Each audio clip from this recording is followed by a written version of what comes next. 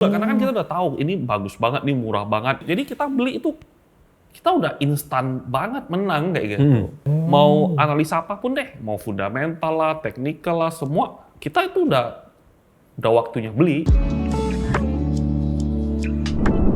Real Traders, balik lagi ke YouTube channel Traders Family. Kali ini kita kedatangan tamu very special, Pak. Very special. Ini trader udah lawas.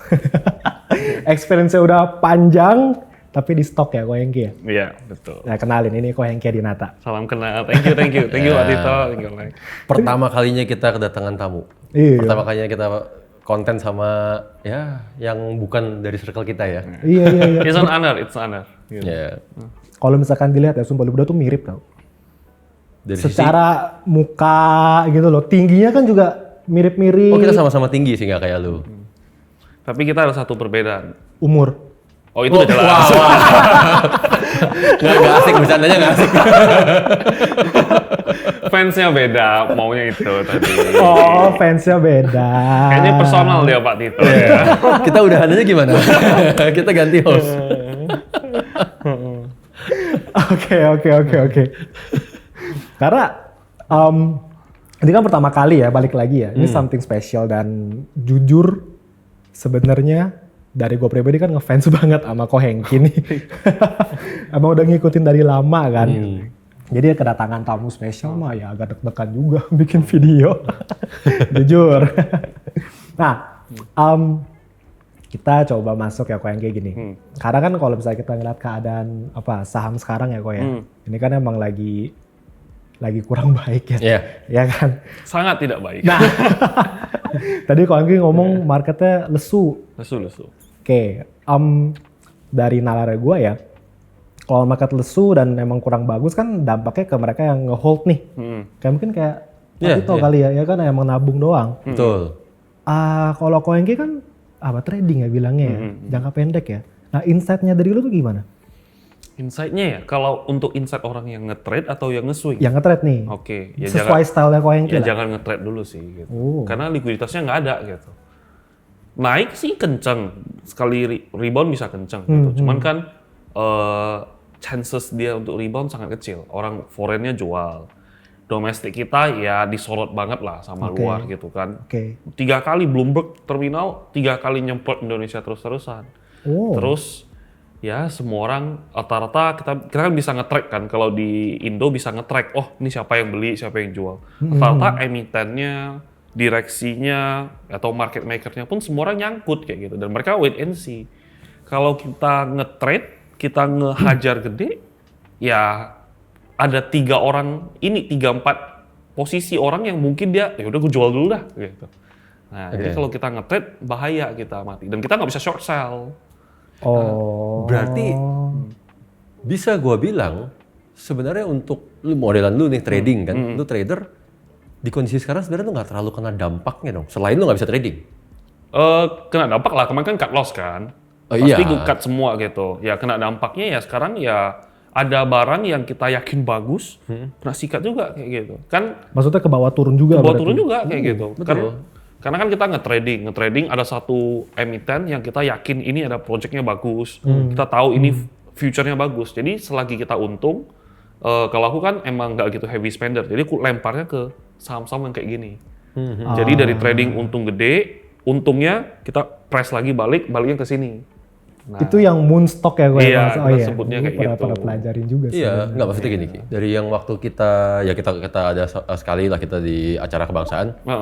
Honestly pas di situ gue ada kepikiran, mikirin kalau yang invest, misalnya yang buy and hold, pasti, waduh, ampun tuh, iya kan?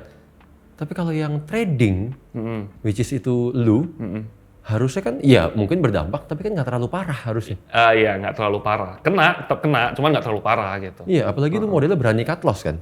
Harus, mau nggak mau harus banting gimana pun gitu.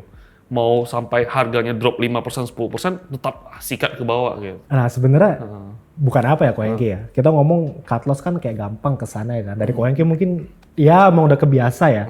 Tapi nyatanya ya dia jujur ngomong, itu hal yang susah banget dilakuin.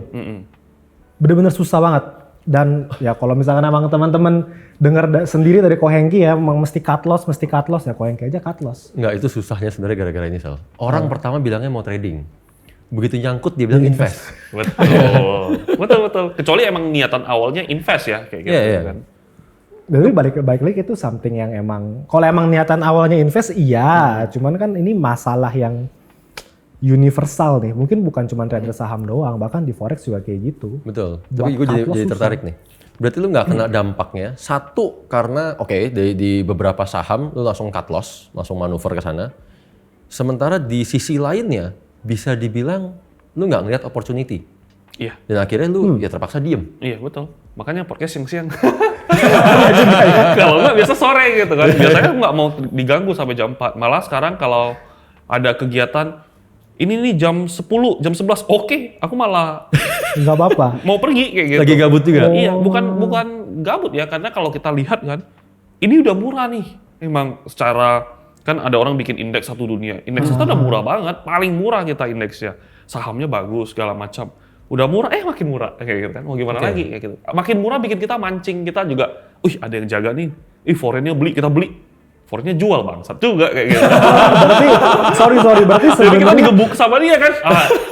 Udah 1-2 minggu ini nggak mau lagi. berarti sebentar, Ko Hengki lebih memilih buat nggak ngeliatin apa karena takut ada apa ngomongnya ya? Kayak impuls pengen beli. Betul. Oh. Ada juga, karena kan kita udah tahu ini bagus banget, ini murah banget, ini emitennya nyangkut, bandarnya nyangkut. Jadi kita beli itu, kita udah instan banget menang kayak gitu. Rasanya kayak udah harganya murah semua by logic gitu. Oh. Mau analisa apapun deh, mau fundamental lah, teknikal lah, semua kita itu udah waktunya beli. Tapi tetap aja disikat sama. Maksudnya kan ini udah fear-nya udah luar biasa. Nggak akan ada orang berani beli sekarang. Di kondisi kayak begitu yang sempet ngerasa udah murah nih, beraniin untuk masuk. Itu ngalamin kerugian berarti? Malah ngalamin kerugian, karena kita kan beli. Murah, kalau nggak beli ya percuma dong. Kita beli, disikat lagi gitu. Kalau nggak besok naik, tapi likuiditasnya nggak ada. Kita nggak bisa jual juga. Karena dia naiknya cuma 15 menit lah. Likuiditasnya belum kebentuk gitu kan.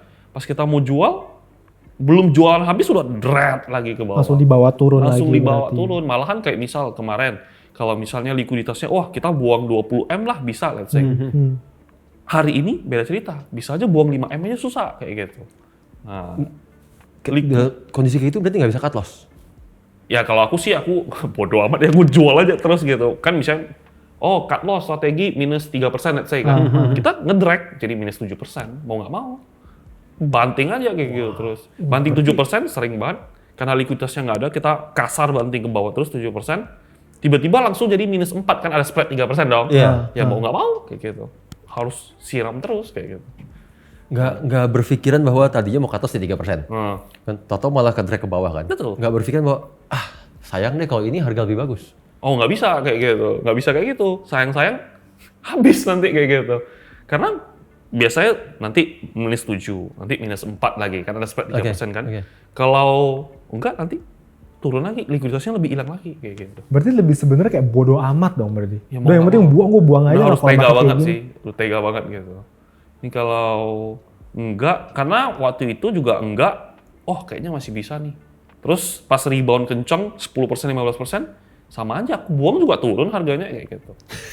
Jadi ya semu doang semuanya kayak gitu. Per sekarang, karena likuiditasnya nggak ada sama sekali. Kita pada peak-peaknya mungkin transaksi bisa 30 sampai 40 T kayak gitu. Kemarin itu one of the worst lah. Cuman 7 T-an. Lebih dropnya sih hampir sebelum masa kita panen rally 2025, 2023, 2024 ya kita sideways. Semua party kita sideways. Itu transaksi rata-rata 12 T sampai 15 T. 12 T sampai sekarang 7 T kayak gitu. Parah banget gitu. Nggak bisa ngapa-ngapain jadinya. Ya nggak bisa ngapa-ngapain deh. Nah, saya selalu bercanda, kalau orang yang lihat laptop atau trading, the only way untuk tidak tambah miskin adalah hari Sabtu dan Minggu. Karena Senin sampai Jumat, biar kalau kamu buka market, pasti kena gitu. Nggak bisa, itu kamu udah harus lampiasan keluar. Traveling lah, kegiatan lah, apa-apa. Nggak bisa, cannot do it. Sebenarnya yang bikin gue menarik ini nih. Dulu mungkin lu nggak ada pemikiran buat kayak gini kan? Maksudnya nggak ada, gue buang aja bodo amat. Dulu kan mungkin ya, namanya pertama kali trading kan, apa sih bentar lagi naik nih, ada expectation kan? lah. Ada expectation kan. Terus ada fear juga kadang-kadang kayak, aduh kalau gue buang nanti marketnya naik gimana? Nah, buat dari pandangan kayak gitu sampai bodo amat gue cut loss aja lah. Itu prosesnya kayak gimana gitu loh? Karena jujur itu susah. Kalau cut loss dia naik lagi, ya prinsipnya either merengek, aduh segala macam, atau be a man, kejar kayak gitu. Pilihannya itu doang kayak gitu. Kalau mau rengek ya silakan rengek gitu, pilihanmu kayak gitu. Kalau aku ya dulu ngerengek lah, aduh ini tahu gitu, tahu gitu, masih ada kayak gitu. Terus malahan kedua, semakin aku pelajari, saham yang naiknya semakin kenceng, itu duitnya makin banyak. Kalau di Indo gitu. Nah, kalau orang bilang sahamnya murah, turun gitu kan, misalnya turun 50%. Ini udah murah nih. Kalau di Indo, selalu aku suka nanya balik lah gitu kan. Emang cuman lu doang yang tahu ini murah? Iya sih. Emang fun goblok, gue bilang kayak gitu kan. Nah, pasti mereka lebih pintar. Mereka manage duit berapa banyak orang. Yang titip mereka, yang punya duit bukan orang sembarang loh, gitu kan. Nah, jadi logiknya itu, oh iya juga ya, setelah aku mikir-mikir gitu. Makanya kalau saham turun, aku jarang mau main. Lebih memilih. Kecuali emang kita mau invest dalam tanda kutip kayak gitu. Saham turun jarang malahan. Iya, jarang mau main kayak gitu. Padahal saham stylenya buy and hold. Iya. Artinya kan most people nunggu harga yang murah, gitu kan, baru mereka masuk. Sementara lu berarti kebalikan? Kebalikan, justru aku lebih senang kayak misalnya saham IPO. Dia arah auto adjust 35%, 20%, saya pasti kejar saham kayak gitu. Besoknya pas dulu nggak apa-apa, gue sikat lagi kayak gitu. Bear market malah lu avoid? Bear market seharusnya avoid kayak gitu. Karena kayak beda apa ya, beda kungfu gitu loh. Kalau Koengi kan emang avoid kan. Kalau lu kan bodo amat tuh beli. Bear market gue beli terus. Itu makanya loh. Enggak. Gue bear market gue beli terus. Gini, kalau Hengki kan beda. Emang ngedalamin saham. Iya sih. Gue pola standar berpikir gue cuma modal film. Ada film tahun berapa tuh gue lupa. Ada film Too Big to Fail. Ya kan? Too Big to Fail tuh krisis global 2008. Ya. Nah, gue nonton. bener kan? Pada saat itu semuanya hancur-hancuran. Satu-satunya yang di bail out sama pemerintah adalah bank, big banks. Jadi dalam kondisi sekarang pun di saham semuanya ambruk, yang big banks gue beli terus. Nggak ada dasar pemikiran apa-apa, pikiran gue cuma masa iya pemerintah biarin ini ambruk, itu doang gue. Dengan kepolosan gue.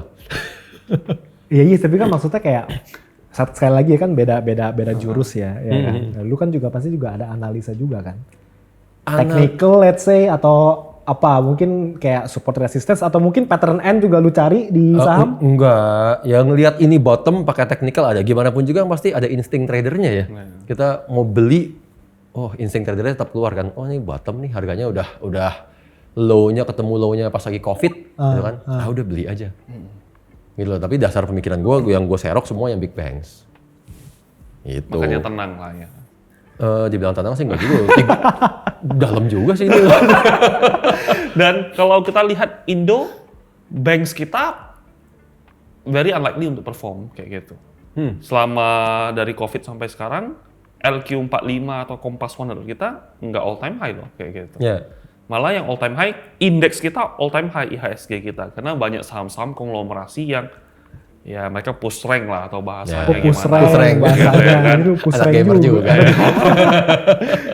Oke, saham konglomerasi maksudnya kayak mungkin grupnya kayak Prajogo. Oh iya, itu jelas favorit nih. Iya, itu kan dari gimana ya, tiba-tiba langsung top 10 market cap semua rata-rata. Jadi itu yang membuat indeks kita naik.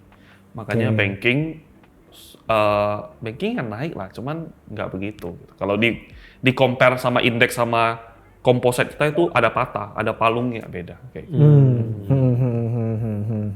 Berarti kalau misalkan emang kita ngomong Koengi kan sekarang udah gimana ya? Udah trading for living lah ya. Emang udah bener-bener hidup dari trading gitu loh. Pasti kan ada nih kayak kebiasaan-kebiasaan yang emang kita ngelakuin di kegiatan kita sehari-hari trader. Itu tuh ngedampak nih ke dunia ya sehari-hari lah. Let's say contoh ya misalkan kayak gua dapat opportunity bisnis pasti yang gue analisa tuh resikonya dulu. Itu ada nggak di Koengki? Adanya adalah orang tawarin bisnis pasti langsung no. Oh, Langsung no? Langsung no kayak gitu. Karena I'm not really good at managing people. Oh. Jadi karena not good at managing people, mungkin udah terlalu lama sama ya. Kalau aku kan baca data, tiap hari baca data. Baru 1 tahun kebelakangan inilah ada teman lah gitu ya. Jadi selama ini yang ngobrolnya sama komputer. Oleh karena itu ya, I don't know how to deliver something dengan appropriate kayak gitu. Nah jadi aku mikir, wah kalau gue bisnis, gue orangnya suka straight to the point gitu kan, agak kasar lah gitu kan. Takutnya kalau bisnis, either saya ngomong terlalu dalam, terlalu menusuk, dia gua atau enggak, gue marah-marah sendiri, darah tinggi lagi. Jadi ya, udahlah resikonya banyak, nggak mau lah gue gitu kan. Gue bisnis aja kayak gitu. Not even untuk sekedar invest? Enggak juga kayak gitu. Invest pun aku rata-rata pure bantu. Enggak, gue nggak mikirin return. Udah lu kalau mau balikin silakan lah kayak gitu. Bener-bener udah pleng, udah lupakan. Itu di bull market biasanya gue kayak gitu. Gue mau invest segala macam. Udah gue bantu lu aja lah, lu balik-balik, nggak balik kayak gitu. Bull market, kalau bear market gue yang minta bantu bang. Bercanda gitu, enggak lah. Tapi tetap enggak lah, masih comfortable gitu. Jadi dari profesi sebagai tradernya apa yang akhirnya ngimpact ke mungkin secara personality, secara karakteristik? Oh kalau ke personality mungkin ketemu orangnya kali ya. Kayak kalau saham ya, kita ketemu sama, kita main di saham-saham yang emitennya tuh nggak senang orang untung. Ada banyak banget gitu, kayak psikopat aja kayak gitu. Dia kayak horny lihat orang rugi kayak gitu. Dia sekali banting tuh dari ARA bisa langsung ARB dicabut. Bit kan bisa dicabut kan. Kalau forex kan ya likuiditasnya tebal. Kalau saham likuiditasnya mereka ngesediain. Nah, likuiditas dicabut langsung duar, langsung ARB, besok ARB lagi, nggak kasih orang keluar. Itu banyak banget yang happy kayak gitu. Buat apa? Buat apa? Buat bahasanya kayak gitu. Dia suka banget ngejebak orang kayak gitu. Ngejebak retailnya itu luar biasa. Nah, kalau pada masa-masa itu terjadi di 2022 sampai 2024. Sebelum ada konglomerasi Pak PP. Pak PP itu pertama kali yang bikin, lu mau jual, gue sediain likuiditas. Jadi lu beli berapapun bisa, lu jual berapapun bisa kayak gitu. Nah, itu mungkin bedanya Konglo sama ya emiten-emiten lain lah, emiten-emiten nakal kayak gitu. Berarti yang emiten nakal lu nggak sentuh dong? Nggak sentuh kayak gitu. Nah, sama kayak kehidupan. Jadi kalau ketemu orang, wah ini scam nih. Selamanya mau ngomong apapun, tak mau ketemu lagi gitu. Oke. Coret seumur hidup. Oke, ini menarik nih. Berarti kan tadi Koengki ngomong banyak ketemu orang di saham lah ya. Ini bisa bedain nggak kok? Yang mana kira-kira kayak ini mah cipoin orang doang. Ini mah bohongin orang doang deh. Yang mana yang benar-benar OG, yang benar asli trader lah kita ngomong. Ya sangat bisa lah gitu ya. Dari gaya ngomongnya lah. Mungkin detailnya dia tahu apa gitu kan. Oke. Ada lucu. Ada teman gitu kan. Waktu itu dia sempat jadi influencer lah. Terus dia dihujat banyak orang gitu kan. Dia hujat banyak orang. Tapi aku ya benefit of doubt lah. Udah ketemu aja nggak apa-apa. Aku ketemu, dia bilang, iya, gua ini market makernya emiten ini. Anjir nih teman gua padahal. Gua liat sama teman gua, kok bisa pas ya? Gua bilang gitu kan. Terus dia bilang, ya udahlah dia bacot-bacot lah. Oh ternyata benar. Ya semua itu ya scam aja seumur hidup kayak gitu. Berarti dari apa? Dari kayak gaya ngomongnya? Gaya ngomong kayak gitu, kayak ya nggak bisa dibohong. Kalau market kan yang trader atau yang itu doang padahal orangnya kayak gitu. Itu kan kalau ketemu orangnya langsung. Kalau cuma ngelihat di sosmed, bisa nggak bedain mana yang real trader mana bukan? Ini kita bicara bukan saham doang lah ya. Karena yang beredar di sosmed kan di era sekarang bahkan sejak tahun lalu lah banyak banget tiba-tiba yang ngaku-ngaku trader. Itu kan pokoknya kayak mendadak semua profesinya trader aja. Oh postingannya pasti kayak gini. Ada jam, ada back, ya apa ya kayak gitulah. Itu udah pasti ya mereka mungkin mancing psikologi ya kayak gitu. You wanna be like me gitu ya kan, follow my path. Mungkin ya makanya mereka mainnya kayak gitu. Jadi mereka bukan ya kelemahannya orang Indo ya lebih suka lihat hasilnya kali ya daripada cara berpikirnya kayak gitu. Makanya yang jualan kelas, yang kalau aku suka nonton juga yang forex full margin kan gitu kan. 5, 4. Lihatnya seru gitu. Cuman I know pasti nggak jadi apa-apa kayak gitu. Karena lihatlah, misal ini to be fair aja gitu ya. Iya, Aku juga nggak tahu trader forex itu siapa. Aku cuma tahu Pak Tito karena dari dulu pernah nonton kan. Pak Tito kan OG awal muncul gitu kan. Makanya tahu pattern N gitu. Karena saham pakai juga. Aku bilang kutang gitu. BH gitu kan. Kutang kan mirip kan. Double macam gitu. Aku dari dulu kutang gitu. Oh Pak Tito N. Oh mirip juga nih gitu. Pola baru lagi, pola BH. Iya, pola kutang gitu kan. Nah terus, oke kita balik lagi ke forex tadi. Gini, kalau nggak dia ada mobil, misalnya let's say mobilnya apa ya? Ferrari deh, let's say ya kan. Iya, banyak. Ikoniknya Indo, Ferrari lah ya gitu kan. Ferrari-nya 2012. Kalau nggak Lambo-nya 2010 kayak gitu. Ya orang, most of people nggak tahu itu Lambo 2010. Itu dibawa mesinnya panas bro di belakang, gitu. Kayak sauna di belakang kan gitu. Tapi ya untuk mayoritas orang itu keren banget. Ngeliatnya kayak emang udah, ya mereka nggak pusing udah 2012, 2010 kok sebenarnya. Yang penting kan Ferrari nih, sukses nih. Atapnya bisa dibuka lebih bagus kayak gitu. Iya, atapnya bisa dibuka lebih bagus, kayak gitu kan sebenarnya. Betul, jadi ya sangat disayangkan. Dia nggak peduli, dia peduli gini gitu kan. Gue nonton seru sih kayak gitu kan, kayak nobar kan. Wah, teriak gitu kan. Seru banget gue nontonnya. Cuman ya I know itu going nowhere lah. Sangat sulit lah itu, chances-nya 50-50 jadinya. Ya kan, chances 50-50, mending kasino tanggung. Iya sih. Kalau aku prefer kayak gitu, kalau aku prefer. Maksudnya sekalian judi aja harus sekalian. Very hard to sustain untuk ya FOMC gitu kan, itu gini banget gitu kan. Karena kalau aku crypto kayak gitu kan, maksudnya aku perhatikan lah, itu kan gila banget, forex juga gila banget, goalnya, volatile-nya luar biasa. Margin kalau orang pakai 1/1000 ya gimana survive kayak gitu. Wah iya. Maksudnya orang yang gini-gini pasti 1/1000 kayak gitu. Pasti. Karena kan ya makin gede leverage-nya kan makin banyak posisi yang bisa kita buka kan. Nah itu kalau di forex, kalau di crypto, kalau di saham adalah cara ngelihatnya biasanya duitnya dicoret. Apanya maksudnya kayak fotonya? Capture gitu kan, duitnya dicoret kayak gitu. Pokoknya presentase doang kayak gitu. 70%, 50% gitu kan. Gue bilang di bottom gitu kan. Padahal kita bisa cek semua. Saya di bottom, kita ada namanya order book kayak gitu kan. Adalah saham kayak misalnya dia hampir mau ARB, terus naik kenceng gitu. Dia bisa beli betul kayak gitu. Misalnya dia beli terus dia tutup persennya. Dia tutup nominalnya, munculin persennya. Kan average-nya tapi kelihatan dong, kita bisa hitung kan. Harganya. Nah, kita bisa hitung. Nah, kita udah hitung, terus dia bilang, wah cuan misalnya 30% per hari. Kita bisa lihat order book-nya, kedannya hari itu di harga segitu cuma berapa puluh juta doang kayak gitu. Jadi ya kenapa lu bangga kayak gitu loh. Padahal kesana kayak transaksinya miliaran, ratusan, cuma pas dicek. Keren banget gitu ya kan. Jadi nggak sinkron sama apa yang di-flexingin. Ya sebenarnya mungkin dia bahkan yang nge-flexing pun dia nggak kepikiran ada order book yang bisa kita cek kayak gitu. Kalau di Indo itu kelebihannya, nah Indo itu ada yang riset ya. Salah satu yang di dunia itu paling transparan sebenarnya secara data ya. Kita Broksum ada, beli direksi beli wajib lapor, komisaris jual wajib lapor, di atas 5% pegang jual beli wajib lapor, segala macam harus lapor kayak gitu. Jadi ya kita ada kelebihan itu bisa kita lihat kayak gitu. Bisa di riset dan di due diligence lah. Yang pegang saham di atas 1% yang sekarang bisa diintip. Iya. Betul. Semua kelihatan semua. Nah sekarang bisa banget. Nah sayangnya aku muncul mungkin 2025 ya. 2025 Agustus sekitaran kayak gitu. Belum bulan sekarang. Almost a year. Before that nggak ada yang tahu loh. Dan dia bilang, gue trading dari 2015. Gue nggak tahu ada ini. Loh, terus lu ngapain kayak gitu?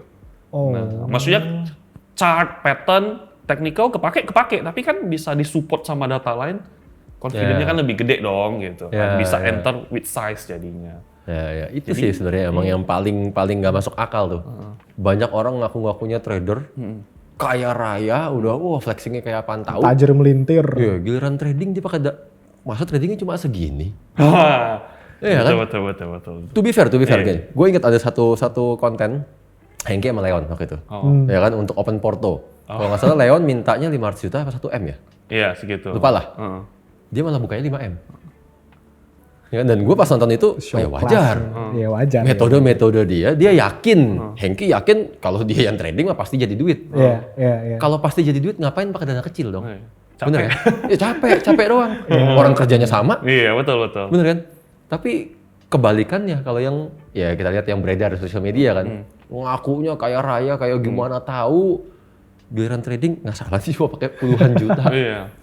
Paling mentok-mentok 100 juta. Nggak masuk akal kayak gitu ya. Iya, nggak masuk akal.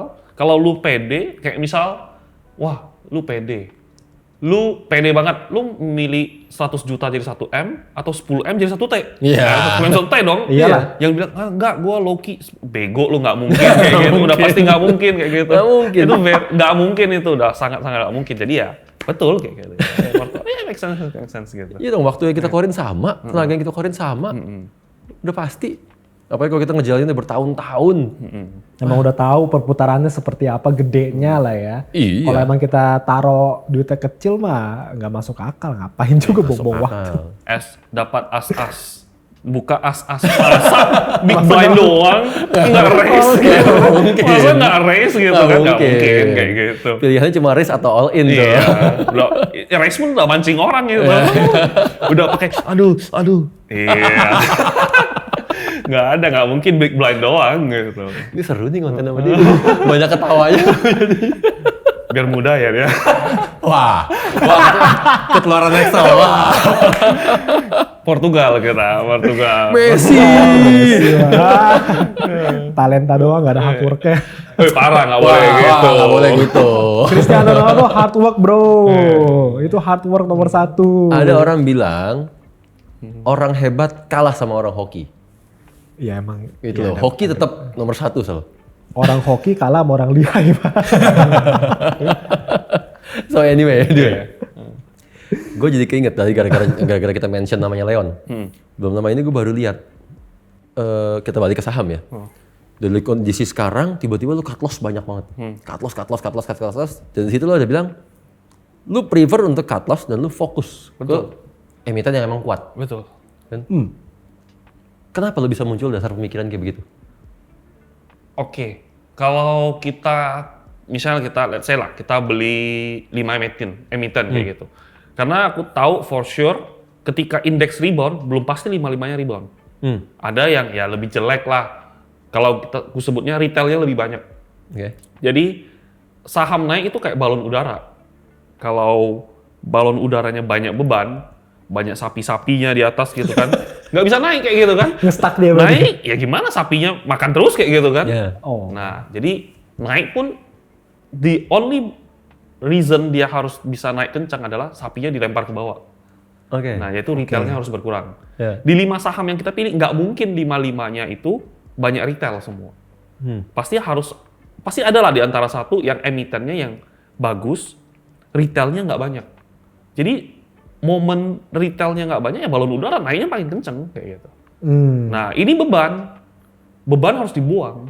4, 5, cut semua, fokus ke satu gitu. Karena this is the only way kalau misalnya indeks rebound, lu pilih benar, lu bisa rebound. Tapi kalau lu ada 5, indeks rebound, lu belum recover, mesti kayak gitu. Kalau milihnya benar?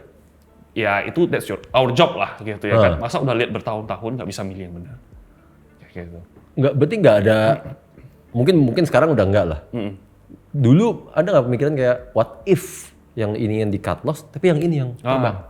Bukan what if, udah sering kejadian kalau dulu kayak gitu. Atau enggak mungkin mikirnya kayak, ini 5-5-nya rebound, masa nggak naik semua sih? Nggak bisa, kalau itu pemilihan nggak bisa. Kalau aku dulu sempat lah namanya retail, sampai sekarang mau retail kan, jadi pemikiran kayak gitu juga tetap ada kayak gitu. Cuman yang bikin aku sadar adalah kalau aku melakukan hal itu aku pasrah. Ya, aku ngelepas ke fate lah kayak gitu kan. Kayak ya nggak masuk akal kalau misalnya ya udahlah, gua di laut terdampar, gua baring aja, nyampe daratan, nggak nyampe, ya udahlah gitu kan, nggak boleh dong kayak gitu. Kita kan harus fight gimana nih, gua berenang ke arah mana nih, atau ya gua nggak tahu lah, belum pernah terdampar di laut, tapi tapi ya kayak gitu. Jadi kita execute, kita aktif. Nah, jadi menurutku aku lebih cocok melakukan hal yang seperti gitu. Walaupun sometimes tetap bisa salah juga. Sometimes juga bisa salah kayak gitu. Tapi tetap prinsip itu yang dipegang. Prinsip itu yang salah. Jadi mending aku salah tapi kita mencoba yang menurut kita ini yang terbaik nih. Salah ya wes. Salah kita painful tapi we learn something valuable. Tapi kalau misalnya pasrah ya we learn nothing kayak gitu. Menang pun one day akan diambil balik. Menurut gue kayak forex itu. Enggak gini. Begini doang kita analisa. Enggak yang di TikTok. Yang iya, kalau itu tuh kayak begitu. Kalau 5. di kita nggak gitu. 4. 3. Oh, 2. Kalau 1, kalau enggak, tiba-tiba life ended. Bisa life ended langsung gitu. Jadi makin kelihatan ya sebenarnya perbedaan yang trader sama investor.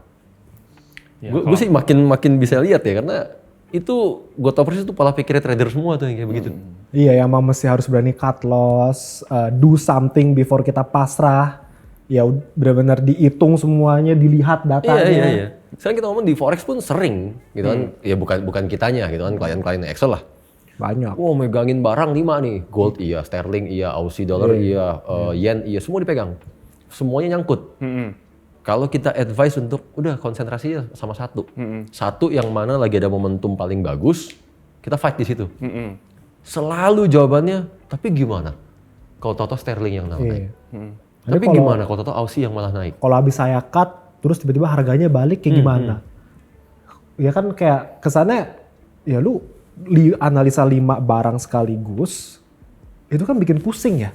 Karena kan kita perlu ngeliatin dari chartnya, kita ngeliat analisanya lagi, mungkin news dan lain sebagainya. Iya. Dan kita perlu fokus ke satu kan biar lu main power lu, brain power lu udah masuk ke satu aja buat fokus ke sana. Dan itu susah banget dan masih banyak yang lakuin kayak gitu sebenarnya. Itu gue sampai ngomong kan lu, ya sorry to say ya, nganalisa satu aja nyatanya salah. Sampai terjadi nyangkut kan. Kok mau nganalisa 5 sekaligus? Jadi gue udah nggak tahu mesti ngomong gimana lagi. Mungkin kali ini dari perspektif lu Ki, bala bantuan nih. Gue phone a friend nih kali ini. Coba mungkin kalau 2 trader yang ngomong lebih ampuh. Kalau satu trader udah lama udah nggak ngomong udah capek. Nggak mungkin kan selama ini kalau gue yang ngomong kayak gue doang yang ngomong gitu. Iya mungkin gue ngelakuin treatment di forex. Iya benar juga. Bener kali juga. ini ada yang ngelakuin treatment itu tapi walaupun di saham. Ya kalau jawabanku sih kasar Pak. Gitu. Biasa aku ada juga yang sering nanya kayak gitu. Oke. Biasanya aku nanya balik gitu. Nggak sekalian lu minta gue cebokin pantat lu kayak gitu. Perlu sekalian gue jilatin pantat lu kayak gitu. Ya jelas udah ada yang salah kayak gitu kan. Bagaimana ini kan 5-5-nya turun, artinya ada yang salah dong kayak gitu kan. Nggak sekalian, ya gue bilang gitu, sekalian nggak gue jilatin pantat lu gitu. Jadi ya biar langsung dia gitu, terima nggak terima kayak gitu. Jadi ya nggak wasting time gitu. Awalnya lu bisa sampai mikir kayak begitu selain karena apa ya? Untuk lu nge-reshape mindset lu. Prinsip lu sampai bisa lu megang penuh prinsip itu yang sekarang. Iya. Pasti prosesnya itu panjang pasti kalau kayak gitu.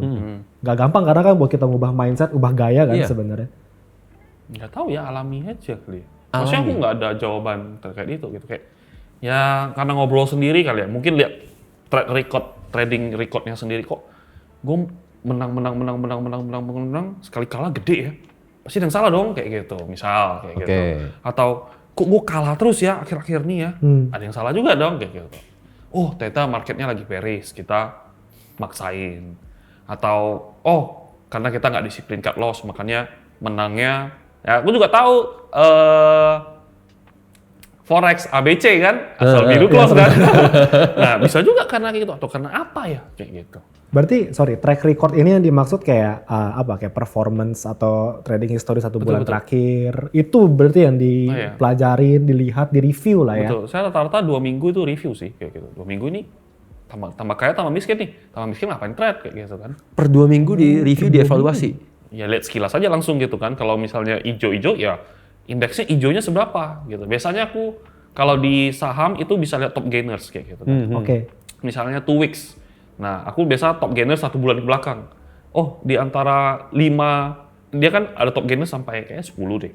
10-nya itu ada emiten gua 5 nggak? Kalau nggak ada gua salah kayak gitu. Gua cari kenapa ya, apa yang salah? Oh, ternyata sahamnya yang nggak liquid. Oh, pantas gua nggak main, nggak apa-apa. Ya udah, nggak perlu evaluasi. Orang toh walaupun mungkin gue masuk bisa beda cerita, bisa emitennya buang. Jadi ya nggak apa-apa. Tapi kalau misalnya, wah ini sahamnya liquid, top semua, kenapa dia perform? Kenapa gue nggak ada saham itu ya? Gue yang salah kayak gitu. Baru gue cek, baru trace back lagi ke belakang. Karena gue trade ini, karena gue misalnya masih pegang posisi di ini, jadi gue ngecek terus ulang kayak gitu. Tapi kalau misalnya aku track, top 5 di top gainersnya ada sahamku, ya udah. Artinya perform kayak gitu. Artinya perform. Kalau nge-review, gue bayangin ini, gue bayangin doang. Gue sih nggak tahu persis. Gue cuma bayangin kalau nge-reviewnya 2 minggu sekali, apa nggak muncul teori di atas teori, di atas teori, di atas teori ya? Iya. Gimana tuh maksudnya? Jadi gini, misalkan 2 minggu kita ngelihatnya, harusnya tadi lah.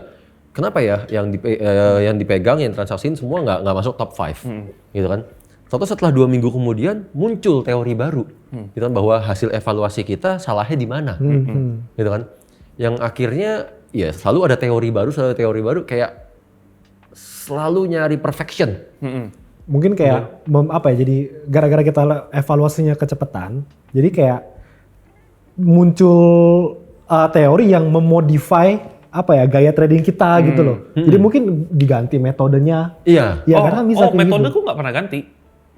Kan kita pilih saham. Kalau misalnya forex kan kayak Pak Tito lah, ada jagoannya 4 atau 3 gitu kan. 3 kan. Lihatnya 3 doang kan. Kita kan emiten ada 700. Metodenya aku nggak berubah. Pemilihannya doang yang berbeda. Mainnya tetap sama kayak gitu. Jadi stylenya nggak berubah, cuman kenapa ya? Gue kok bisa nggak notice ya dia naik ya? Nah itu ya kan gue sukanya saham yang naik kan. Kok gue nggak notice ya dia naik ya? Kok keretanya jalan? Gue nggak tahu keretanya jalan, kurang lebih kayak gitu. Emang tadi nggak ada pengumuman kah? Atau gue lagi dengar headset kah? Atau gue lagi boker kah? Atau apa kayak gitu. Jadi pingin tahu kayak gitu aja. Kayak gitu. Jadi nextnya, gue ketemu saham ini, ciri-ciri dia mau naik pasti ada broker-broker tertentu yang terafiliasi sama dia beliin terus kayak gitu. Jadi gue notin. Jadi setiap kali dia muncul, ini nih, yang waktu itu dia kayak gini nih, gue ngikut. Jadi nggak telat lagi kayak gitu. Kalau kondisinya kayak gitu ya, kan yang gue tangkep seakan-akan kayak so little time too much to do gitu loh. Iya kan? Iya, semuanya. Semua yang harus dilihatin banyak banget, sementara waktunya ya segitu-gitu aja. Gitu kan? Kenapa nggak consider untuk bikin tim ya? Walaupun tadi lu bilang, lu not very good at managing people. Gitu kan? Kenapa nggak consider untuk at least bagi tugas deh, lu bagian ngeliatin apa, lu bagian ngeliatin apa. Gabut kayaknya gue. Kebanyakan waktu gue nggak tahu ngapain Pak. Gue liatin aja gitu. Ada AI, ada orang, ya kan mulai ketemu banyak orang kan. Kok semua yang lu bikin gue komputasiin, segala macam lu terima beres. Kan udah dibikin. Gak percaya gue cek sendiri lagi gitu kan. Nah, jadi ya terus feelingnya lebih dapat lah kayak gitu. Karena kan menurutku the devil is in the details. Jadi detailnya yang kecil-kecil itu yang bagus itu, yang ku cari kayak gitu loh. Yang komputasi aja bisa salah kayak gitu. Dan detail-detail itu nggak mungkin diturunin ke orang lain. Sulit sih. Harus logiknya muter lah kayak gitu. Kalau misalnya kayak ketemu emiten-emiten tertentu, by prinsip kalau emitennya jualan, direksinya jualan, komisarisnya jualan, bagus atau enggak? Jelek dong. Karena mereka aja nggak percaya gitu. Tapi kan kita lihat, kalau orang secara logik tahu, itu jelek nih, hati-hati hindarin sahamnya. Tapi secara logik kita lihat transaksinya lagi. Dia kok bisa, dia jual, ini likuiditas biasanya cuma let's say 20M. Kok dia bisa kejualan 50M? Siapa yang nampung? Nggak ada news, nggak ada apa-apa. Crossing bisa jadi kayak gitu. Terus kita lihat gaya dia jualan. Kalau biasa orang jualan kok matching terus. Jualan misalnya, jualan 5M, langsung ada yang makan 5M. Jual 5M langsung ada makan. Langsung cepat ya. Itu orang yang sama. Jadi dia mau terkesan jualannya itu mengkelabui orang. Nah begitu juga beli. Banyak orang, wah direksinya beli, ayo beli. Oh itu direksinya beli ya. Nama direksinya beli, nama istrinya jual, sama aja dong kayak gitu. Istrinya jual 25M, suaminya beli 5M direksinya kayak gitu. Wah direksinya beli 5M, pede kita ikut beli. Ya maksudnya itu semua bisa dicek kayak gitu. Tapi susah buat kayak diajarin gitu. Logik kayak gitu. Logik kayak gitu. Jadi arti dari datanya itu. Artinya dari data itu gitu. Karena kalau aku bilang, misalnya, kok ini emitennya beli terus, sahamnya naik nggak? Aku bilang gitu. Masa emitennya beli dia kasih lu sama harga yang sama? Itu kan logik kan gitu. Masa sama? Nah pasti yang jualan siapa? Kok emitennya beli terus nggak naik-naik kayak gitu? Siapa nih yang ngebeli kayak gitu? Emang lu sespesial itu dia kasih lu harga sama kayak dia gitu kan? Pasti jawabannya enggak. Jadi yang kayak gitu-gitulah yang biasanya dipikirkan kayak gitu. Mungkin karena terlalu banyak yang dianalisa kali Pak sebenarnya. Ya nggak sih? Kayak logiknya, pengalamannya. Enjoy Iya, untuk masih suka ngeliatin belum gitu. belum tua. Masih kuat pinggang nih gitu. Gue mulai nyesel nih ngajak. Bercanda. Enggak, gue tahu itu serius. Ya, mungkin ya karena gabut sih, karena aku literally bangun jam 9. Bangun jam 8.30 gitu. Jam 9 sampai jam 4 I have nothing to do except di depan komputer kayak gitu. Apalagi kalau sekarang kayak you nggak ngeliatin market sama sekali berarti. Makanya terdampaknya adalah ya gue jadi nggak tahu ngapain gitu. Nanti tunggu aja. Tunggu, gue yakin lah akan tiba saatnya kan. Udah kemarin baru sangjit, lagi married. Amin gitu. Begitu punya anak. Amin. Pasti lu akan mulai, sibuknya nggak kira-kira, ya kan? Ini nggak ada yang depan komputer nih. Harus ada nih yang tetap depan komputer. Ya mungkin, ya handphone lah. Radiasi nggak boleh. Radiasi ya. Radiasi, pasti bini lu ngomel-ngomel nanti. Gini. Oke, berarti gue ada pertanyaan menarik sebenarnya. Ko Eki kan udah di level, balik lagi ya, udah di level yang trading for living ya. Tradingan kan juga secara volume transaksi juga udah gedenya minta ampun. Gede kan. Cukup lah. Next-nya apa kok? What do you wanna do? Karena kan saham udah lo conquer sebenarnya. Enggak lah, nggak conquer lah. Loss juga yang gitu. Iya, maksudnya kan pasti ada loss-nya. Pasti ada loss-nya. Maksudnya kan udah lu udah menguasain gitu luar dalam. Next-nya apa? Nggak ada sih. Ya mungkin. Makanya jadi dari tahun lalu sebenarnya udah nggak muncul lagi Pak, gitu kan. Udah hilang aja gitu, kayak ya udah trading for living gitu. Dan udah nyaman. Sampai ketemu Bro Leon gitu. Bro, lu masa untuk pakai sendiri? Coba dong untuk di-share kayak gitu. Ya udah kita coba podcast kali. Ya aku terus konsultasi sama bini kayak gitu. Fiance gitu kan. Gimana nih? Terus dia bilang, kalau maju nggak ada ruginya, kalau enggak maju selamanya wondering kayak gitu. Coba aja dulu. Makanya aku coba. And semuanya ya direspon lumayan positif lah. Oke. Nah jadi waktu itu naifnya adalah, gue pingin retail maju kayak gitu. Naifnya karena me personally dari bukan orang siapa-siapa dan bisa sampai ini ya capital market kayak gitu. So aku nggak berharap banyak lah. Mungkin ada 5 orang yang bisa atau 10 orang yang bisa hidup kayak yang ya ngerasain lah apa yang gue ngerasain lah gitu ya kan. Capital market itu bukan tempat judi kayak gitu. Trader itu bukan profesi judi. Kita hitung barang kayak gitu. Jadi yang my point adalah yang mau ku dorong kayak gitu. Nah, tapi aku batasin emang cuma 1 tahun doang. And it's almost a year. Makanya podcast lagi aku nggak pernah lagi terima kecuali Pak Tito. Pak Tito kan teman kan, Pak Tito. Gini. Ya udahlah teman, oke lah kayak gitu. Tinggal TF sama Bro Leon doang, overpost doang, sisanya aku tolak semua kayak gitu. Mau dari yang gede-gede segala macam TV semuanya aku tolak semua, I don't want kayak gitu. Karena emang batasnya 1 tahun, which is udah due date kayak gitu 1 tahun. Dan pas mau nikah, udah mau nikah kan, udah pas selesai semua. Gitu. Jadi ya kalau untuk kedepannya apa ya masih belum tahu. Okay. Aku jalan satu langkah, nggak pernah ada grand plan. Gue mau segini, umur segini. Achieve-nya ini nggak pernah kayak gitu. Aku jalan aja kayak gitu. Maksudnya kayak enjoy life banget ya. Iya, enjoy life banget. Kayak nggak ada, bukan yang nggak ada ya. Emang you chose to be that way gitu loh. Kayak it's okay juga. Kayaknya one day kita bakal retire bareng deh. Di New Zealand. Itu laid back and relax banget kehidupan di sana. Kita ngomong sama sapi ya. Mu. Iya. Mu. Bye mu. Kutang. Kutang. And pola kutang. Juga pertama kali dengar. Kutang lebih Gen Z gitu. Lucu gitu kan kalau aku bilang kutang kan orang ingat kan langsung. BH-nya udah jebol, udah bagus. Nggak bagus. Udah kendor sebelah nggak bagus gitu. Buang gitu. Jadi orang hafalnya gampang kayak gitu. Tujuannya itu doang gitu. Awas ya orang-orang TF kalau besok-besok ngomong, pola kutang udah muncul. Masih muda kalau gitu. Konsultan perlu diupdate nih, sekarang udah bukan pola N namanya, pola kutang sekarang, pola BH. Gitu. Oke, gua ada pertanyaan terakhir sebenarnya. Ini berdua jawab ya. Ya, dari Pak Tito sama Ko Hengki.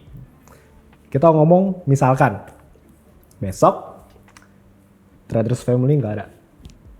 Remora Trader nggak ada. Kalian berdua mulai dari nol. Masih mau nggak jadi trader? Mau banget kayak gitu. The only thing I know, jalan tercepatnya ini. Kenapa gua harus nggak mau? Oke. Yang gua nggak perlu bergantung sama orang lain lagi. Oke. Di satu-satunya profesi yang gua tahu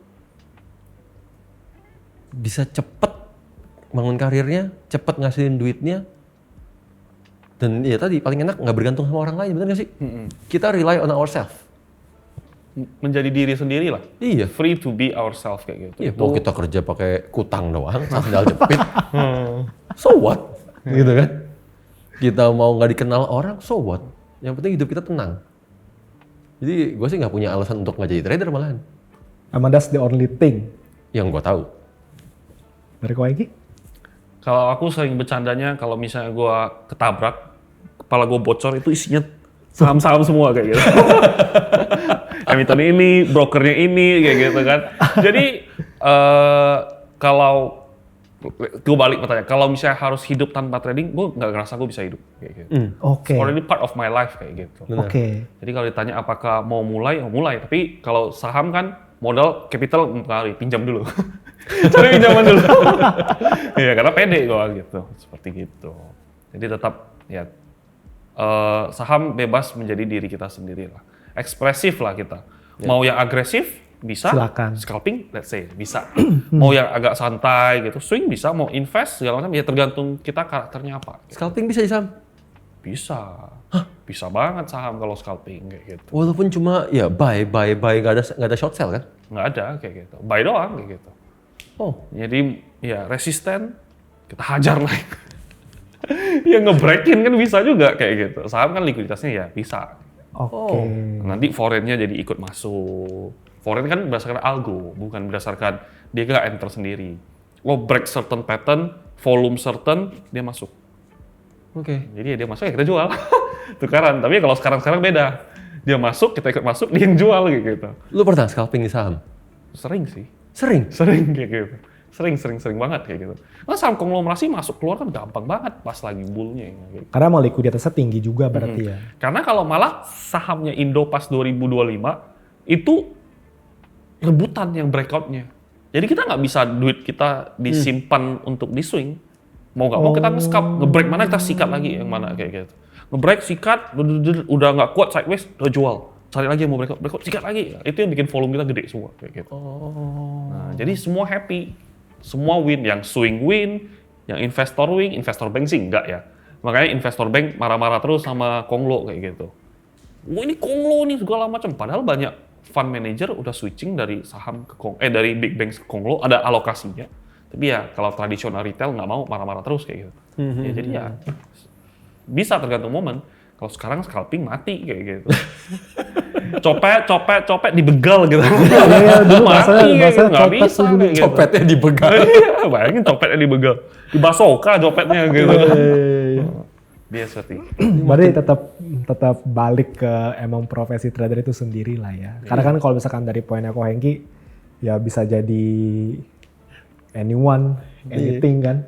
Gue jadi inget kemarin gue baru ngobrol sama Leon kan. Kita ada podcast juga sama Leon. Leon nanya, kan lu kan saling kenal sama Hengki. Menurut lu apa kesamaan nih? Gitu kan. Terus gue bilang, oh ya kita sama-sama sadar diri kalau kita cuma trader kecil, trader retail. Ya kan kalau gue selalu bilang follow the big guys, dia follow the whale. Iya. Gitu kan. Makanya namanya pun Remora. Kalau di kita kan ya tungguin aja ya udah gerak marketnya baru kita masuk. Terus kedua sama-sama berani cut loss. Barusan ngobrol lagi makin banyak samanya. Nunggu breakout iya. Satu kotang 1N bedanya itu doang kan. Betul. Bedanya itu Messi CR doang gitu. Mau pindah itu nggak CR nggak nih? Enggak, tetap Messi sih kalau itu sih. CR sulit sih. Sama gue tahu ada satu lagi persamaan sebenarnya. Yang nanti agendanya mungkin after Agustus ya. Ternyata kita sama-sama demen ngebut. Oh. Demen ngebut. Saya sangat suka. Cuman kalau motor belum pernah. Aku doyan ngebutnya Ini mobil. speed junkie juga berarti. Speed junkie ternyata. Oh, oke. Kalau malam jam 1, jam 2 nggak bisa tidur. Muter yuk. Muter. Muterin tol sama kan. Iya. Kita dulu suka muterin tol. Kalau malam emang lagi penat ya udah lah, ya ngebut aja biar hilangin stres. Betul. Apakah trader harus begitu ya? Rata-rata begitu. Masa Dan sih? satu lagi, kalau aku ketemu trader ya, kalau saham ya, unsur judinya gede. Hah? Unsur judinya gede. Maksudnya berani judi lah kalau let's say dia perlu judi. Oke. Spekulasi. Spekulasinya gede gitu. Oke. Kayak temanku main golf. Oke. Ini temanku tajirnya luar biasa kayak gitu kan. Trader jago. Lawan sama orang yang golf yang jauh lebih jago. Jadi dia skornya mungkin 100-an. Yang skor makin kecil semakin bagus kan. Temanku 100-an, lawannya 80-an. Lawannya ngeledek dia terus. Gitu terus. Teman, taruhan yuk. Kesel temanku. Taruhan berapa? 1 juta lah per hole. Enggak, 1 M per hole gitu. Berarti ngebluff kayak gitu. Getar dia mainnya langsung jelek banget kayak gitu. Getar, 1 M mau nggak gitu? Lu kan jago. 1 M lah kayak gitu. Oh, gue ngerti nih. Langsung Skill getar, boleh gitu. kalah. Iya. Mental Iya, gitu. sebenarnya berarti bukan Bukan gamble-nya apa ya? lah Bukan ya. gamble-nya Iya. kali ya, mentalnya tau. Mental kita diuji setiap hari. Iya. Iya. Oh, Digebukin benar-benar. market mental ya kan. Benar Bahasa nggak sih? lebih tepatnya mental. betul. Iya, betul, bukan betul. judi Mental kita sebenarnya. nggak gentar ketemu Iya. apapun juga. Udah dipontang-panting sama market kayak apaan tahu. Iya. Dan ketemu orang ya elah. Betul. Main golf dekat kan. Lu masuk, gue kasih lu 10 juta. Lu nggak masuk, kasih gue 1 juta aja deh. Paling dekat. Chances dia masuk gede, tapi dia getar kayak gitu. Orang yang nggak ngerti pasti getar kayak gitu kan. Aduh 1 juta nih lumayan, gue harus serius nih. Makin serius makin nggak benar. Padahal yang satunya sisi, ya dia ngebluff doang gitu. Berani dia kayak gitu. Jangan sampai nanti gue di Mandalika diajakin adu cepet sama dia. Jangan. Tapi di bluff sama dia. Kalau nyawa gue takut. Gue takut mati. Soalnya kayak hidupnya udah enak. Kalau itu gue takut mati. Kalau ngebut nggak berani. Yang lain mungkin berani kayak gitu. Kalau nyawa nggak berani. Sama kayak Jack Paul sebenarnya mirip-mirip Iya, banget. iya, Ya kan iya. udah nggak apa-apa lah, takut lah gue sayang hidup. Ya udah kaya. Bukan sayang hidup, sayang duit. Sekarang naik roller coaster takut. Dulu aku takut juga. Dulu cewek pacar kan, fiance sekarang kan. Main roller coaster, dia doyan banget roller coaster. Dulu pasti ayo lah aku temanin. Sekarang aduh, Kayaknya mikir sekarang ya. risknya mati loh.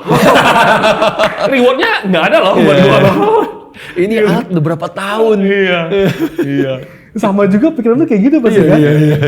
Klop nih makanya mirip. Terus pas pakai ini safety belt, kok tenaga cowok tarik. Iya. Bisa naik nggak? Ngetes. Oh nggak bisa naik, masih tenang dikit kayak gitu. Makanya kan kita suka bercanda juga kalau gue ngeliat orang nyetir blingsatan gitu ya, kencang banget. Berarti belum kaya. Lu kalau udah kaya pasti takut mati aja. Takut mati. Bisa jadi. Gitu.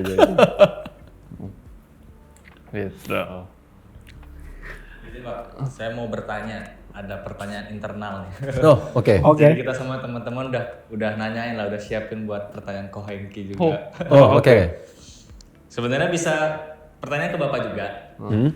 Pertanyaannya adalah dari kacamata Ko Hengki dan Pak Tito, kan ini profesinya sama-sama trader, Iya. pekerjaannya trading.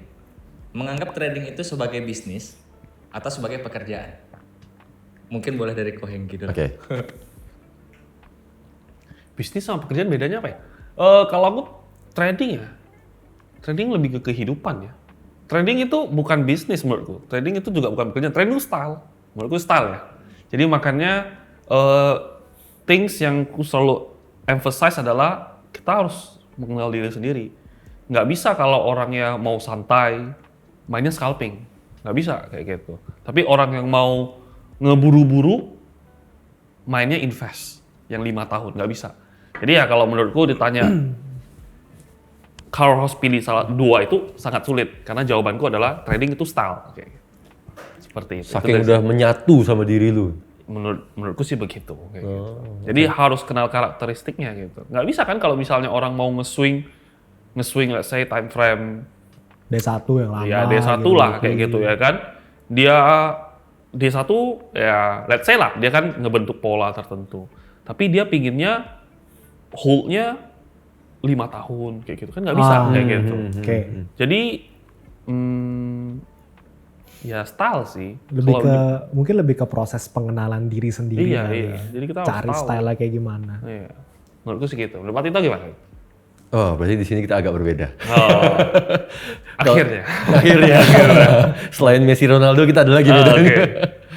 Kalau gue murni nganggap bisnis trading itu adalah sebuah bisnis. Dan sementara trader adalah sebuah profesi. Sebenarnya gue murni nganggapnya begitu. Karena ya benar-benar something yang kita lakuin demi duit, artinya itu berarti profesi. Itu aja kalau gue anggapnya harafiah banget. Dan karena kita bertransaksi in out, bukan pegangin terus, artinya itu udah pasti bukan investment. Gue ngeliatnya begitu ya. Sehingga gue memperlakukannya persis plek-ketiplek kayak bisnis. Gitu loh, dengan resikonya kecil, lihat dulu ini bisa dianalisa apa enggak, ada goal jangka panjangnya apa enggak, bisa dilakuin secara tim apa enggak, sampai situlah bahkan. Jadi treatment gue murni bisnis banget. Make sense kayak gitu. Gitu. Sementara kalau style trading orang, iya gue percaya itu beda, semua orang beda. Nggak bisa. Kita Gua bertiga aja beda gayanya kali pakai sebenarnya. pola N, Excel harus pakai pola N juga, itu enggak. Dan orang pasti kalau cocok sama karakter dia, baru dia bisa berkembang. Gitu. Itu gue believe gue begitu juga. Bahkan sampai kalau kita ngomong di YouTube, teknik entry-nya aja kalau bukan karakter kita gak mungkin nyaman jalanin. Betul. That's why gue nggak pernah mau, oh lu pakai metode ini pasti paling profit. Metode semua bisa profit tergantung siapa yang jalanin. Betul. Gitu. Walaupun somehow kita ketemunya sama. Iya. Satu N satu kutang lagi nih. Itu doang gitu kan. Iya. Gitu. Oke, pertanyaan selanjutnya. Pertanyaan terakhir cuman ada 2 tipe. Tadi kan Bapak bilang trader adalah profesi. Kalau Ko Hengki ngomong trader adalah style. Ya. Apa sih tolak ukurnya sebenarnya? Kalau itu bisa disebut style atau itu disebut profesi? Contoh misalkan konsisten profit kah, gede-gedean profit kah, atau mengembangkan sebuah metodenya. Contoh kalau dianalogiin profesi fotografer, patokannya adalah gue harus cari gambar sebagus mungkin atau gambar gue dipamerin di sebuah reklame mungkin. Ya. Menurut Ko Hengki apa nih tolak ukurnya? Kayaknya Si trader tersebut. menurut gue bakal sama jawabannya. Kita lihat coba ya. Menurut gue bakal sama jawabannya. Profit lah. ya make money dong ya kan kayak gitu ya. Make money consistently kayak gitu. Jadi kalau make money consistently itu kata-kata yang mungkin harus menghasilkan duit dan konsisten. Kalau menghasilkan duit ya full margin juga bisa menghasilkan duit. Ya. Benar. Momen itu. Pernah profit Iya. jadinya. Pernah profit. Iya. Betul. Terus bangkrut. Iya. Nah, jadi ya make money yang konsisten sih gitu. Ya style gambar orang bisa tebak. Oh ini stylenya mainnya gini nih. Kenapa dia mainnya kayak gini? Karena dia merasa bisa menghasilkan duit pakai gaya gini. Kenapa dia menggunakan gaya ini terus? Karena konsisten kayak gitu kan. Jadi ya berkesinambungan menurutku sih. Iya, begitu. benar juga ya. Iya. Benar. Benar juga ya kalau ngomong begitu ya. Even musisi punya style, pasti karakter musiknya begitu-gitu aja. Band apa, karakter musiknya begitu-gitu aja. Messi stylenya begitu, Ronaldo stylenya begitu, ya benar juga ya. Dia nggak mungkin tiba-tiba berubah style. Iya, nggak bisa. Nggak bisa. Dan somehow, gue jadi connect-nya kemana-mana nih gara-gara omongan dia. Somehow kalau kita ngeliat di sosial media, banyak banget trader style, segala macam style dia kuasain. Iya. Which is bullshit sebenarnya. Gak bisa, susah lah. Nggak bisa, iya. Gak ada sarjana hukum, sarjana ekonomi, sarjana apalagi teknik segala macam. Semuanya Kerjanya apa itu kayak gitu? Punya Ada sih. spesialis. Ada. Ada ya? Jangan kesana. Siapa? Ya TTA. Ya TTA. I know you know. Tidak, oke. Ya. Ya sama lah pasti lah. Iya. Kalau ngomong sebagai profesi itu kan intinya what we do for a living ya. Dari mana kita menghasilkan uangnya, ya dari trading. Jadi kalau cuma pernah profit ya nggak guna. Pernah profit, lu suruh nyokap gue trading juga bisa. Orang awam suruh trading juga bisa kalau Iya, profit. hitung mah kita kancing ngomong. lempar koin juga bisa. Tapi Iya. masih profit artinya konsisten tadi. Itu yang paling ngebedain seseorang yang beneran profesinya sebagai trader atau bukan. Ya. Itu. Iya. Pertanyaan tadi nyambung nih ke pertanyaan selanjutnya. Katanya terakhir tadi. Terakhir. Kan ada 2 tadi saya. Satu lagi tadi. Ada Banyak. 2. Bercabang dia. tadi udah tahu tolak ukurnya si profesi trader ini apa. Ko Hengki, Pak Tito juga banyak ketemu orang nih. Kayak kita ada event. Oh ya. Mereka juga menganggap diri mereka juga trader. Menurut Ko Hengki dan Pak Tito, setelah melihat mereka yang rame ini, apakah yakin mereka akan bisa juga jadi trader seperti kalian? Apalagi kalian juga salah satu pionir edukator juga kan di sosial media, di offline juga gitu. Apakah mereka bisa? Siapa duluan, Gi? Gimana Pak? Terpaksa jujur ya, walaupun menyakitkan ya. Lebih baik jujur tapi menyakitkan ya. Setelah ketemu ribuan orang, sebenarnya banyak yang gue lihat, ini orang nggak bisa jadi trader. Karena mindsetnya, alot banget. Terus sudut pandangnya kayak nganggepnya ini jackpot-jackpotan. Iya. Terus kayak ini mau diedukasi dari sisi mana lagi sih? Yang akhirnya ngatanya, ini mah mendingan gak usah gue ajarin. Capek, buang-buang waktu. Mungkin gua tambahin dikit lah ya. Karena kan secara mindset udah bebel. Sorry ya, tapi emang kenyataan kayak gitu kan, udah bebel, nggak mau terima masukan, dan emang udah ngelotok bahwa trading itu judi. Bukan soal judinya. Bisa dapat uang cepat sebenarnya. Duit itu. cepetnya itu loh. Jadi kalau misalkan emang lu tanya, selama masih punya pemikiran kayak gitu, trading adalah duit cepat, gue bisa instan kaya dari trading. Sorry itu saya tuh nggak mungkin bisa jadi trader. Iya. Itu udah nggak mungkin sama sekali. Ya kita sama-sama belajar lah. Barusan belajar dari Bro Hengki. Iya. Oh 2025 panen. Bener gak sih? Sementara 2026 saatnya diem ya diem aja. Iya. Nah, jadi trading is not about kita kapan masuk market sebenarnya. Yang lebih penting adalah kapan kita nggak masuk market. Karena kalau momentumnya nggak ada, ngapain masuk market? Dan yang ngebedain trader sama bukan, ya dia bisa nggak masuk market. Nggak harus trading setiap hari gitu kan. Iya. Gitu menurut gua sih. Sulit ya. Sama kan, udah ketemu ribuan orang juga kan. Sangat sulit kayak gitu. Kalau beda ya, kalau Pak Tito kan banyak kantor, ada karyawan, jadi ngomongnya mungkin halus. Kalau aku ngomongnya agak kasar gitu. Udah terlanjur soalnya. Ini otaknya sumbat tai nih, udah susah gitu langsung ngomong kayak gitu. Susah banget nih, udah berat. Ini gue kalau beli ini gue untungnya gue TP-nya di, aduh siapa yang tahu sih kayak gitu. Iya. Kalau misalnya gue loss, ya kan kalau, maksudnya kalaunya pasti ada kayak gitu. Jadi kalau udah pertanyaan gitu, udah males lah gitu ya kan. Jadi udah kesumbat kayak gitu, susah. Nah, kenapa aku kalau ngomong sesuatu emang sukanya daily kayak gitu. Nah, kenapa kesumbat tai aku pakai gitu? Bukan konotasinya kasar. Karena satu-satunya yang bisa keluarin tai di dalam tubuh lu hanya lu kayak gitu. Lu mau buka celana boker nggak kayak gitu? Maksudnya kayak gitu. Iya, benar. Lu kalau mau buka celana boker, lu mikir, ini lu masuk size-nya segini. Probabilitas lu menang berapa gede kayak gitu kan. Probabilitas gue menang lebih gede karena misalnya emiten oil lagi naik, lagi perang. Ini emitennya kumpulin terus-terusan. Emitennya harganya misalnya 1.000, lu beli harga 1.100, 1.200 deh, mahal 20% dari harga emiten.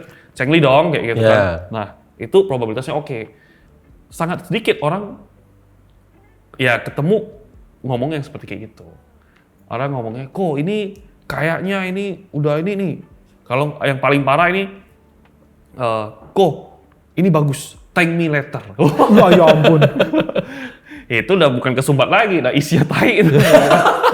Nah jadi bahasa-bahasa gitu aku pakai. Kenapa pakai kayak gitu? Karena ternyata seperti kayak gini. Gue denger dia ngomong begini. Giliran kemarin di gedung MPR ngomongnya halus banget. Kayak jangan. Dia ngomongnya kayak ini mungkin ada yang salah nih gitu kan. Ini masa satu kompleks yang lain nyala, kita mati lampu sendiri, halus banget gitu kan. Pakai analogi juga ya. Iya, sementara kan gue suka nonton dia kayak bukan Hengki ini ngomong. Karena itu bukan bidangku. Kan kita nggak tahu gimana cara mengurus negara. Dia ngomong begini baru nih Hengki.